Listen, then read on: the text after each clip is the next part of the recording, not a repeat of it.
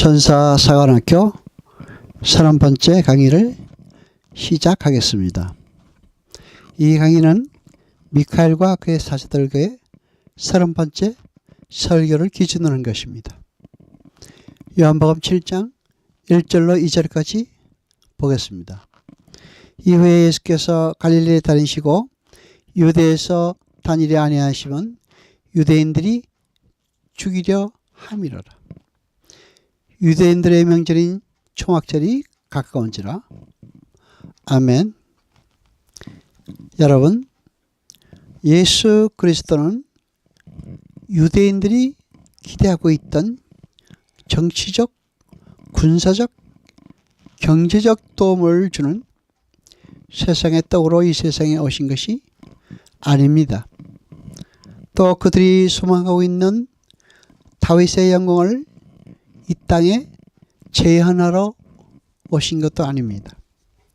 예수 그리스도는 하늘의 생명인 영생을 주시는 생명의 떡으로 이 땅에 오신 것입니다. 유대인들에게는 여러 절기가 있었습니다. 그 중에서 유대인들이 중요하게 지키는 절기가 3대 절기인데, 이 절기는 유월절과 오순절이라고도 하는 칠칠절과 그리고 수장절이라고도 부르는 초막절입니다. 유대 남성들은 이 세 절기 때는 반드시 예루살렘 성전에 나가야 했습니다. 신명기 16장 16절을 봅니다. 너희 중 모든 남자는 1년 3차 곧 무교절과 칠칠절과 초막절에 내 하나님 여호와의 택하신 곳에서 여호와께 보이되 공수로 여호와께 보이지 말고. 아멘. 이 절기들은 모두 이스라엘이 애굽에서 나와 광야를 거쳐서 약속의 땅 가나안에 들어가게 된 출애굽 사건과 관계가 있는 것입니다. 그리고 그 출애굽 사건은 영적 출애굽이 반드시 일어나게 될 것을 소망하게 하려는 의도에서 주어진 것입니다. 그 유월절에 이스라엘 백성들은 점도 없고 흠도 없는 양을 잡아서 머리와 내장까지 완전히 다 먹어야 했습니다. 다 먹지 못하고 남은 것은 아침이 오기 전까지 모두 태워서 없애야 했습니다. 그것은 어린 양이신 예수 그리스도의 순환과 그 예수 그리스도의 온전한 죽음을 상징하는 것이었습니다.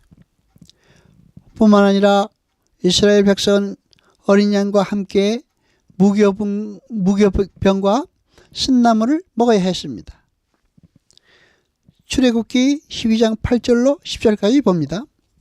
그 밤에 그 고기를 불에 구워 무교병과 쓴나물과 아울러 먹되 난로나 불에 삶아 먹거나 하지 말고 그 머리와 정강이나 내장을 다 불에 구워 먹고 아침까지 남겨두지 말며 아침까지 남은 것은 곧 소하라. 아멘. 그런데 그 무교병과 쓴나물은 항상 죄 없이 죽은 어린 양고기와 같이 먹어야 했습니다.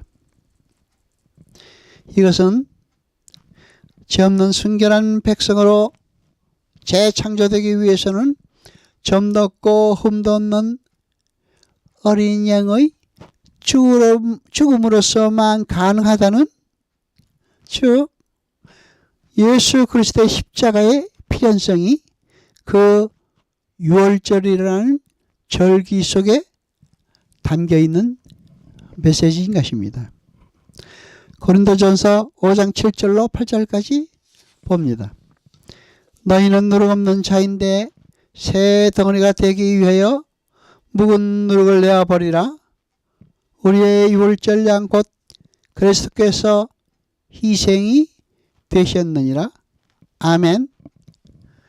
이러므로 우리가 명절을 지키되 묵은 누룩도 말고 괴악하고 악독한 누룩도 말고 오직 순전함에 누룩 없는 떡으로 하자.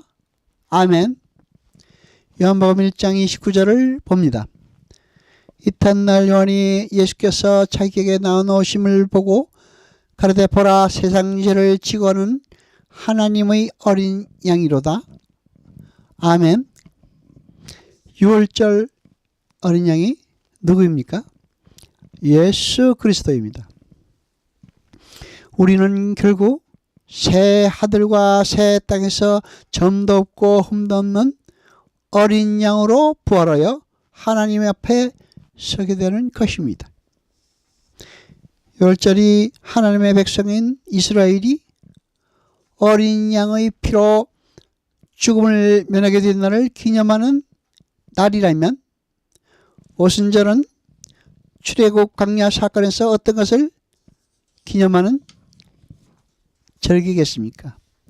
이스라엘이 시내산에서 율법을 받은 날을 기념하는 날이 오순절입니다. 오순절 날 성령이 임하시고 베드로가 그 자리에서 설교를 시작했습니다.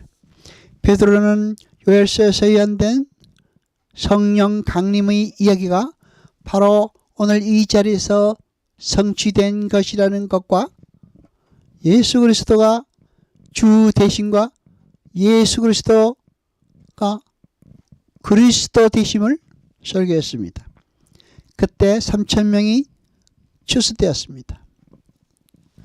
오순절의 시작이라고 할 수 있는 시내산에서 하나님의 법이 죄악된 세상에 임했을 때 3,000명이 죽었습니다.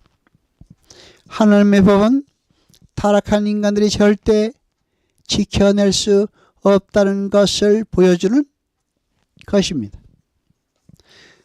그런데 성령이 임하시고 하나님의 법이 하나님들 백성의 마음속에 새기자 똑같은 죄인들 사이에서 추수가 일어났습니다. 역시 3,000명입니다. 이렇게 오순절 역시 하나님의 전적인 은혜에 의한 하나님의 백성의 영적인 출애굽을 함의하고 있는 절기인 것입니다. 하나님의 전적인 주거리에서 세상의 성령이 부어지고 하나님 백성들이 추수되기 시작하는 구속사 속에서의 현실을 오순절 속에서 보아야 되는 것입니다. 요한복음 1장 14절을 봅니다. 말씀이 육신이 되어 우리 가운데 가심에 우리가 그 영광을 보니 아버지의 독생자의 영광이요 은혜와 진리가 충만하더라. 아멘. 여기서 거하심에라고 번역된 헬러 스케노는 장막을 치다, 천막을 치다라는 의미입니다. 우리를 세상에서 건져내시고 끝까지 지키시고 보호해 주시는 참 장막이신 예수 그리스도께서 이 땅에 오심으로 우리는 이 세상 어떤 것의 공격으로부터도 안전하게 지켜지게 되는 것입니다. 창세기 1장 1절로 3절까지 봅니다. 태초에 하나님이 천지를 창조하시니라. 땅이 혼돈하고 공허하며 흑암이 깊음에 있고 하나님의 신은 수면에 운행하시니라. 하나님이 가라사대 빛이 있으라 하심에 빛이 있었고. 아멘. 여러분, 운행하다 라프는 암탉이 알을 품다라는 의미라고 했습니다. 그 단어를 헬라어로 바꾸면 스케노입니다. 하나님께서는 시간과 공간 전체를 품어 안으시고 창조하시는 모습입니다. 그리고 3절을 보시면 빛이 등장합니다. 그 빛은 지금 우리가 눈으로 볼 수 있는 그런 종류의 빛이 아니라 빛이신 하나님의 창조사역 전체를 총칭하여 일컫는 단어라고 했습니다. 바로 그러한 원리에 의해서 하나님의 백성이 재창조될 것임을 첫 창조가 미리 예표하고 있는 것입니다.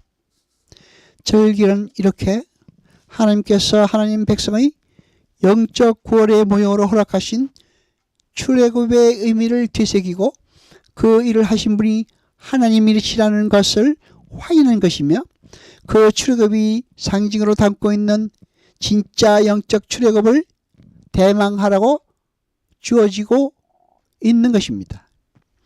그런데 유대인들은 그 절기 속에서 하나님과 하나님의 구원의 비밀을 읽어내지 못하고 그저 율법적으로 그 절기를 지키는 것만으로 자신들의 자랑을 삼고 있었던 것입니다. 여러분, 오순절은 하나님의 법이 하나님의 백성들의 마음속에 새겨진 교회가 탄생하는 성령 강림을 미리 힌트하고 있는 것입니다. 그리고 초막절은 이제 완성될 하나님의 나라의 영원한 모습을 그 내용으로 담고 있는 것입니다. 그렇게 이 세 절기가 합의하고 있는 모든 것들은 예수 그리스도 안에서 완성이 되었습니다. 그렇다면 지금도 절기만 열심히 지키고 있는 사람들은 무엇을 하고 있는 것입니까? 예수 그리스도를 부인하고 있는 것입니다.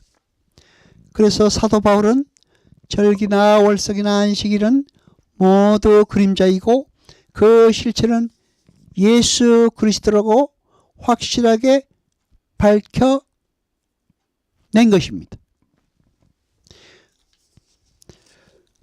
세상은 참복인 영생에는 별로 관심을 두지 않습니다. 따라서 자신들이 원하는 눈에 보이는 세상적인 복을 약속해 주기를 바라고 있는 것입니다.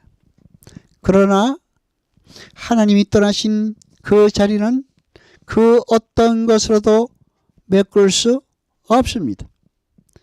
우리는 오직 예수 그리스도 속에서만 생명을 얻을 수 있는 것입니다. 여호와 아버지 하나님 거룩하시며 세세토록 영광과 찬송 받으소서. 말씀을 절대 깨닫게 하시며 우리로 진리를 알게 하소서.